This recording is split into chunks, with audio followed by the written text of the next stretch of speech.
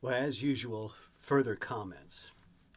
And I thought it would be both interesting and informative to amplify this very last episode of what we're looking at here with Abraham's covenant of circumcision.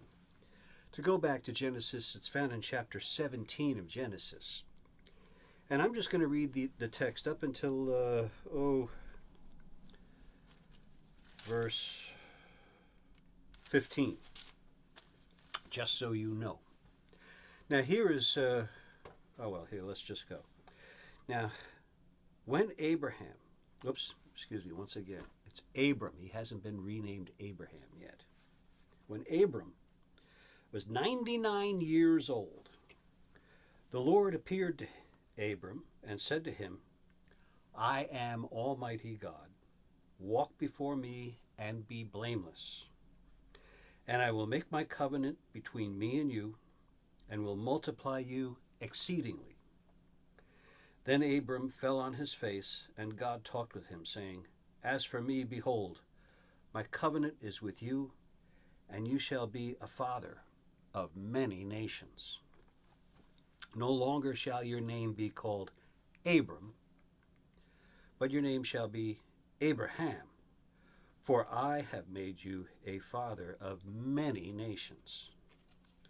I will make you exceedingly fruitful, and I will make nations of you, and kings shall come from you. And I will establish my covenant between me and you and your descendants after you in their generations for an everlasting covenant to be God to you and your descendants after you.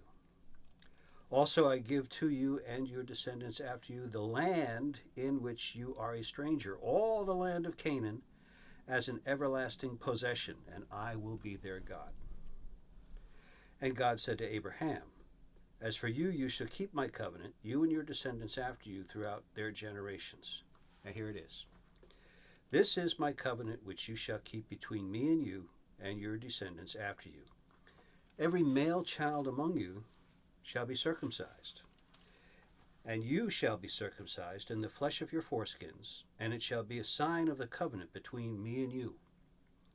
He who is 8 days old among you shall be circumcised, every male child in your generation. He who is born in your house or bought with money from any foreigner who is not your descendant, he who is born in your house and he who is bought with your money must be circumcised.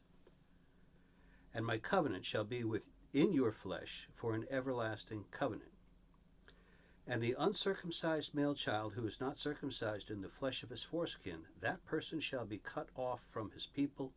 He has broken my covenant. I will stop there because it goes on.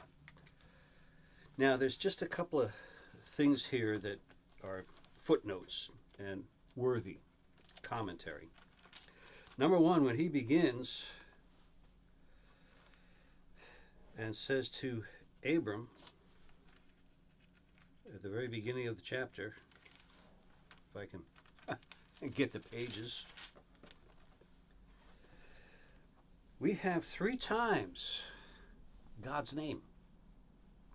Lord, Almighty God, and another one. Never mind. Let's just take it slow.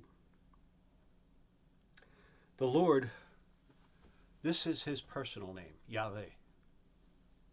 Unspeakable, so holy among the Jews, even to this day, some who are Orthodox and excessively so. Rabbis will tell you that it is just so holy you are not allowed to utter it, as in do not take the Lord's name in vain. It is holy. We say Lord all the time, and those of you who, never mind. Then we have Almighty God, and what this is that we have a footnote here. I'm getting bogged down. I don't want to get into this part. What I do want to get into is covenant, a compact, a pledge, treaty, and an agreement. This is one of the most theologically important words in the Bible, appearing more than 250 times in the Old Testament. and its Hebrew is beret. And a beret may be made between individuals, between a king and his people, or by God with his people. Here, God's irrevocable pledge is that he will be God to Abraham and his descendants forever. The greatest provision of the Abrahamic covenant.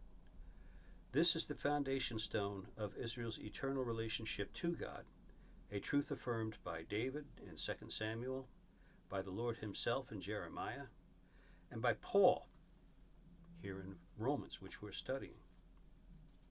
And I will be their God, says he. Now,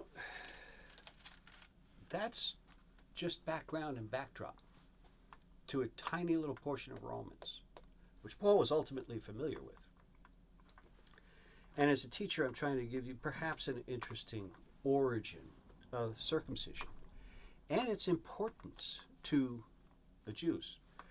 Now, I mentioned there are so many episodes of God revealing himself in the Old Testament. And I find it as a teacher that it is, I reiterate what Paul said, which is that these things were written for our instruction. And you may derive great benefit and wisdom and insight by going back to the Old Testament to make sure that when you read the New Testament, that you know what the New Testament writer is talking about.